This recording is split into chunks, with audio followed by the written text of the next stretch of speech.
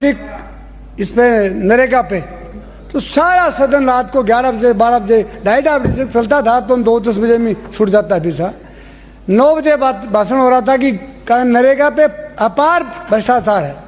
तो मेरा नंबर आया तो मैंने कहा भ्रष्टाचार करता कौन है? भ्रष्टाचार ये सदन करता है। तो सब चौंक रह गए। मैं कहा तुम ये बताओ, मंत्र और तंत्र दो केस हैं। मंत्र तो मंत्री होते हैं और तंत्र अफसर होते हैं। अगर मंत्री का मंत्र ठीक लगेगा तो तंत्र अपने आप फड़फड़ाएगा। पर मंत्र वाला क्या सोचता है कि भाभी रांड हो जाए, भाई जिंदा रह जाए, कि मैं तो केवल खा लूं और नीचे वाला खाए नहीं। दोनों मिलके काम गड़बड़ करता है। जब मैं कहता हूं अब भी आप भ्रष्टाचार की बात करते हो, और ये जो सारा सिस्टम क्लेम्स हो रहा है ये भ्रष्टाचार के चलते हो रहा है। और मैं आज मेरी वजह से हो रहा है, मेरी हाँ हमारे कान बीच में नहीं बाबा जी तान तो अपने स्थान पे जाने के लिए बाबा जी ताने कह तो मुख्यमंत्री बनातार के मंत्री को नाको गुण पियो क्यों लाए रान की सेवा करने खातर ते जाके धुन बैठो आराम पाओगा, भगवान को नाम पे लोगा। क्या नहीं क्या हो गया? मेरे को मंत्री कहाँ से बनाएंगे? मैं ऐसे बोलूंगा मंत्री बनाएंगे। मंत्री उनको बनाएंगे तो अच्छे चमचे होते हैं। मैं चमचागिरी नहीं करूंगा, इसलिए तो नहीं बनता हूं। और मंत्री कौन है? मंत्री वो है जिसके दिल में आम और अमान होता है, और वो जो जिसकी आत्मा में मर जाती है वो मंत्री बने जाए। प्रधानमंत्री बनने से क्या जानी है? मेरा कोई परवाह नहीं इस बात की मंत्री बड़ी से। मैं संतरी पक्का बनता हूं, और संतरी बनूंगा तब तक हमारी जनता की सेवा करूंगा। आप ये कह रहे हो कि हमारे भ्रष्टाचार बहुत है। बाजार सारा सदन आज मुख्यमंत्री भी है, आ जाएंगे 29 तारीख को सारा सदन बैठेगा, उसमें सारे कह दो एक पैसा नहीं खाएंगे, अपना बंद हो जाएंगे नीचे वाला तंत्र। आप विषय भूल रहे हो। विषय पर ठीक है, ये विषय तो यही बढ़िया है, लेकिन अच्छा नहीं लगता है।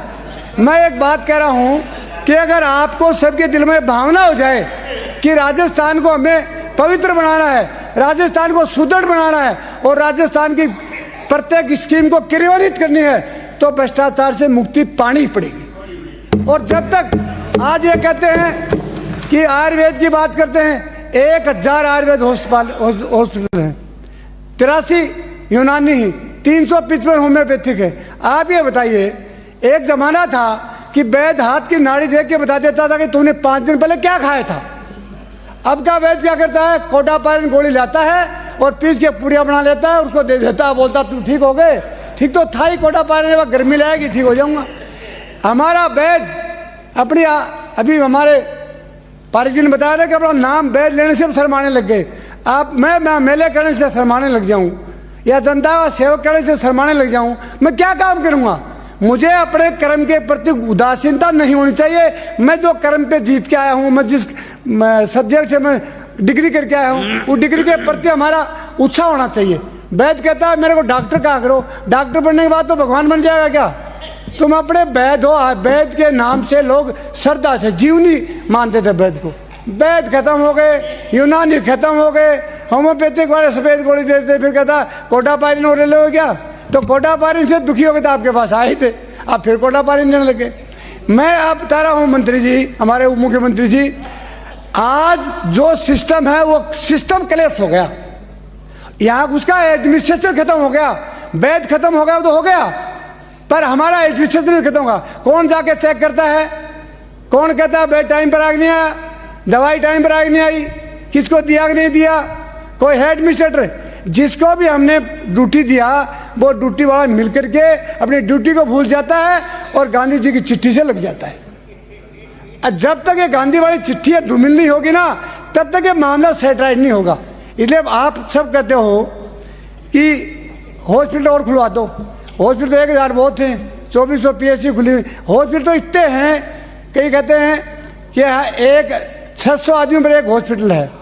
मैं हिमाचल गया था, हिमाचल में गोली लेने के लिए मुझे एक जरूरत पड़ गई। मैं 20 किलोमीटर तो चला गया, हॉस्पिटल नहीं मिला। केरला में चला गया, केरला में भी यही हालत है। अगर सबसे ज़्यादा इस राजस्थान की 6,85,48,234 जनता है, इसमें हमारा हिंदुस्तान में 8वां नंबर है, और बीमारियों में 1 नंबर पे आने को तैयार हो रहे हैं। क्यों? कोई व्यक्ति अपने शरीर को एलोपैथी गोली तो ले लेगा, जेब में डालेगा, चलता मुंह मिलेगा, पानी पिलेगा, चल देगा। लेकिन कभी सोचा कि अपने कभी योगा करेंगे? आयुर्वेद के प्रति आदमी को जागरूक होना चाहिए। आयुर्वेद में इतनी ताकत है, मैं दावा के साथ कह सकता हूं कि अगर किसी भी पत्ते को आप खाओगे वो आयुर्वेद है। एक आदमी 3 साल तक डॉक्टर के चक्कर में 7 ऑपरेशन करा लिए, पेट में गड़बड़ थी। हमने उसको 4-5 चीजें बताई कि सैंधव के पत्ते, बील के पत्ते, तुलसी के पत्ते, आम के पत्ते, अमरूद के पत्ते, 10 पत्ते तुम डेली बना के खा लिया करो, ठीक हो जाओगे। वो ठीक हो गए। बोलो भाई साहब ठीक हो, वास्तव में ठीक हो गए हम तो। मैं कह रहा हूँ हर आदमी में आयुर्वेद है, पर कोई यूज ही नहीं करता है। केवल गोली लिया, पत्ता देना, पत्ता देना, पत्ता देना, पत्ता लेते जाओ और पत्ता के कटता जाएगा। बूंदी से आने वाले माननीय सदस्य हंस रहे हैं। कोई भी इनकी बीमारी आए तो आप इलाज बताना। आप ये तो हंसने से कोई फायदा नहीं मिलेगा। आप हंसते रहना, फिर मेरे को फायदा मिल जाएगा 5-7 मिनट में। अब कोरोना में आयुर्वेद की आपको मान लो, कोरोना में केवल बगैर पैसे की चीज थी गिलोय। गिलोय का पत्ता और गिलोय की जड़ का, गिलोय एक ऐसा बेल है, अगर 6 महीने तक आपने फर्श पे डाल दी तो भी नहीं सूखेगी। 6 महीने तक अगर आपने फर्श पे डाल दी तो भी वो सूखेगी नहीं, उसका गुण दोष खत्म नहीं होगा। उसका हमने काढ़ा बना के पिया, लोगों ने कोरोना ठीक होगा। क्या हो गया? अमृता गिलोय। क्या तकलीफ है? अगर तकलीफ है तो 15 मिनट बाद मिलना। और दिल में कोई गड़बड़ है तो दिल में रखना, बोल के समय खराब मत करो, नहीं घंटी बजा देंगे। कोई फायदा नहीं। संजीवनी को तो हम भूल गए और हम लगे उन चीजों के जो खाद्य पदार्थों मिलावट वाली है। मिठाई खाने लगे, पनीर खाने लगे। अगर हमने जड़ी बूटियां खाई, अगर हमने खींप की पत्तियों का, खींप की फलियों का हमने सब्जी खाया तो 20 रोग खत्म होते हैं। क्या? पेट में कभी गड़बड़ नहीं होगी। क्या नाम बताया आपने? खींप की खिपोली बोलते हैं उनको, फलियों का। अगर हमने करेले खा लिए बाढ़ पर से उतार के 50 रोग खत्म हो जाएंगे। पर कहा पनीर बहुत अच्छा लगता है और चाऊ माऊ बहुत अच्छी लगती है। मैं कह चाऊ माऊ खाओ तो चाऊ माऊ हो जाओगे। एक सेठ कलकत्ता का मिला, उसकी घरवाली में था वजन 110 किलो वजन, और उस खुद में था 115 किलो वजन, और पोते में था 90 किलो वजन। इनके लिए मत कहो, सबको। मैंने कहा तुम्हारा सेठ जी क्या हाल है? बोलो 3वां गोटा में दर्द है। तो मैं क्या खाते हो? बोलो चाऊ माऊ खाते हैं, बर्गर खाते हैं। तो मैं कहा दर्द मेरे आएगा, तेरे नहीं आएगा। तो बर्गर खाए तो दर्द ही आएगा। तो मैंने उसको 3-4 योगा करके बता दिया। बोले ये तो मैं अगली उम्र में कराऊंगा, अगले जन्म अब तो नहीं कर सकते। क्यों नहीं कर सकते? जीभ का स्वाद और जीभ की गड़बड़ आदमी को खत्म कर देती। जीभ से कोई गलत बोलते हो दुनिया घुटेगी, जीभ से ज्यादा खा जाओगे तो मरोगे। इसलिए जीभ का ध्यान रखना आपको। तो आप ये कह रहे हो कि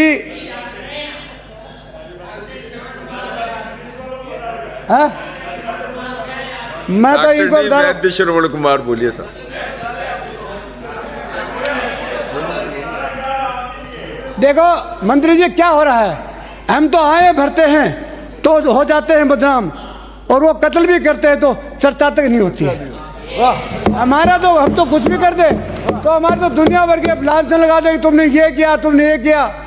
और आप लोग कुछ भी करते हो कि राज में हो, आधे से ज्यादा तो डर के बारे बोलेंगे नहीं, आधे से ज्यादा तो डर के बारे बोलेंगे नहीं। ये हिंदुस्तान इतना कमजोर देश है जिसमें अगर किसी का राज आ जाता तो रात को 12 बजे मिल के आ जाते। राज से मत डरो, इंसान की इंसानियत से डरो। राज किसी का आ सकता है, राज आ जाए तो क्या होगा? हम कोई गड़बड़ी नहीं करेंगे, हम कोई अपराध ही नहीं करेंगे तो क्या पुलिस हमको पकड़ के ले जाएगी? और पुलिस में तो इतना दमी नहीं रहा है। 5 मिनट। पुलिस में तो इतना दमी नहीं रहा तो किसी को पकड़ ले। पुलिस तो अपने टाइम पास करती है। अब आपके सदन में मुख्यमंत्री जी कम आते हैं, गृह मंत्रालय का जवाब भी एक ही देता है, आंगनबाड़ी का जवाब भी कोई देता है, सबका जवाब अलग अलग देते हो। नॉलेज तो प्राप्त करना पड़ेगा। नॉलेज नाम लेने से नॉलेज नहीं आएगा। नॉलेज ले लोगे दुनिया के सब। स्वामी विवेकानंद जी पूरे हिंदुस्तान में जब जाते निकलते थे पूरा देश प्रदेश विदेश देखता था। और जिसको ज्ञान ही नहीं होगा तो कुर्सी तोड़ने का काम करेंगे। सुबह जवाब नहीं आ रहे थे, जवाब नहीं आ रहे तो कहे मंत्री जी, अध्यक्ष साहब कितने दिन बचाएंगे? पत्ते की ओट में बैठ के कितने दिन राज करोगे? नहीं कर सकते। दम पे करो। फौजी क्या करते हैं, एडी और पंजे के पास नौकरी करोगे तो हिंदुस्तान के सबसे बड़े सोल्जर बन जाओगे, और किसी आशाने में खाना बनाओगे तो सैनिक नहीं बन सकते, वो बैटमैन नहीं बन सकते। इधर आदमी के पास ये नॉलेज होना चाहिए, और सबसे बड़ा तो आत्मबल होना चाहिए। आत्मबल जिसके पास नहीं है वो व्यक्ति दुनिया का सबसे कमजोर व्यक्ति है। और आत्मबल कब आएगा? जब उसके दिल में सत्यता होगी। सत्यता नहीं होगी, कमजोर होगा। आदमी कमजोर वही होता है जो रिश्वतखोर होता है, अपराधी होता है और दूसरों के चापलूसी करता है। चापलूसी करने वाला आदमी डेली मरता है, चापलूसी करने वाला सुबह से शाम तक 100 बार मरता है, और बहादुर आदमी जिंदगी में 1 बार मरता है। आपको मालूम है, शेर अगर जंगल में मर भी जाएगा, शेर अगर जंगल में मर भी जाएगा तो गिद्दड़ 6 महीने तक उसके पास नहीं जाएंगे। उनको क्या मालूम मर गया? देख तो सकते ही नहीं ना, देख तो सकते ही नहीं ना। और गिद्दड़ मरेगा तो हजारों माखियां उसके पास आ जाएंगी, क्यों? मरा हुआ तो है ही पहले से ही, और मरी गया ही।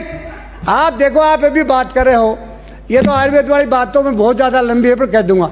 अब आप आइए गौ माता पे। गौ माता है कहाँ? मैं कोई ईमानदार से कह रहा हूँ, मुख्यमंत्री जी, हमारे सिंघाड़ा में एक गाय थी, एक हाथी के 10 गाय थी, 16, वो पहाड़ में चढ़ने के लिए चली गई, और एक गाय वहां पे आ गई रात को, और वो रात को नहीं आई तो घरवालों की चिंता हो गई, और रात को उसी गाय के उस बछड़े को खाने के लिए जर खा गया। मैं सभापति महोदय ईमानदार से कह रहा हूं, वो गाय ने उस जर को सींग डाल के मार दिया। और जब सुबह गए तो उसने क्या किया, देखा तो उसमें जर्ग मरा हुआ था और गाय बड़ी चिंगड़ी हुई थी, और उसको लेके आ गए। उनमें भाव था, भावना थी, और वो अपने बच्चे के प्रति उत्तरदायी थी। आज की ये जर्सी गाय जो देश में गंदा ब्रीड आ गया, इसके बछड़े को चाहे कुत्ता साहब 5 दिन बटा बटा खाते रहे, परवाही नहीं करेगी। क्यों नहीं करेगी? उसमें भावना ही नहीं है, उसमें दया ही नहीं है, उसमें अपनत्व नहीं है। और जिस दिन से हिंदुस्तान के अंदर हमारे जर्सी गायों का दूध पीने लग गया, उस दिन से गांव की शर्म, लिहाज, लज्जा, प्रेम भाव सब खत्म हो गया। बाप को बेटा नहीं मानता, घरवाली पति को नहीं मानती, भाई को भाई नहीं मानता। क्यों? जो जैसा खाओगे अन्न वैसा हो जाएगा मन। कौन है? मैं तो थोड़ी बाबा लेके आया था, बाबा विदेश गया था, आपने गा लिया। मैंने तो सुना था बाबा गए थे विदेश में, अगर इस देश का सबसे ज्यादा भट्ठा बिठाया तो बाबाओं ने बिठाया। एक गाय लिया और बांद्रा बना के घाल के मंदरा, और दिखा जा, एक तो आसाराम तो जड़ में पड़े ही है, राम रहीम पड़े ही है, आसाराम पड़े ही है, राजपाल के वो हरियाणा में तो 32 मोटा जेल में। मेहरबानी करके उत्तेजित मत हो, गुस्सा मत करो, बाबा गुस्सा नहीं करते हैं, बाबा आशीर्वाद करते हैं। आसाराम जेल में जोधपुर में पड़ा है और अभी तक मंदिर नहीं निकाले हैं। मैं क्या कह रहा हूँ, ये जो मैंने बोला है ना, आप करेक्ट कर लेना। ये जो जर्सी गाय है अमेरिकन ब्रीड